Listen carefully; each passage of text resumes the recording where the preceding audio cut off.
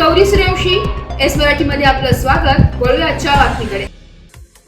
महाड तालुक्यातील कोथेरी धरण प्रकल्पात ज्यांच्या जमिनी गेल्या त्यांना महाड प्रांत कार्यालयात रोजगार हमी फलोत्पादन खारभूमी महाराष्ट्र राज्याचे मंत्री भरत गोगावले यांच्या हस्ते 43 प्रकल्पग्रस्तांना चेक स्वरूपात धनादेश वाटप करण्यात आलाय।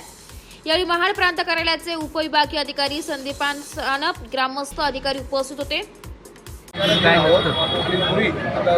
पुढे येणारा दिवाळीचा प्रश्न आहे, त्यावेळेला तो दिला जाईल। अर्थसंकल्पामध्ये आपल्याकडे अजिबात अन्याय होणार नाही।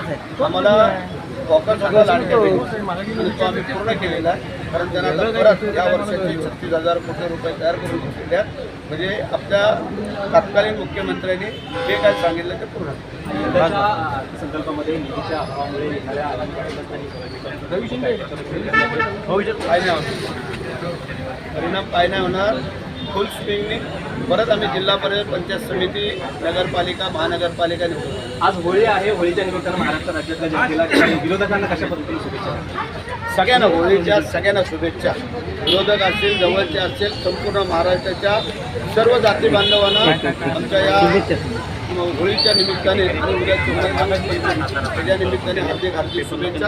ही होळी सुद्धा समाधानाच्या आनंदाची गाव कुठेही अजिबात होऊ नये असे म्हणतो। धन्यवाद। गणेश मांजरेकर, एबीपी माझा, रायगड। एस मराठी न्यूज साठी प्रतिनिधी निलेश लोखंडे, महाड।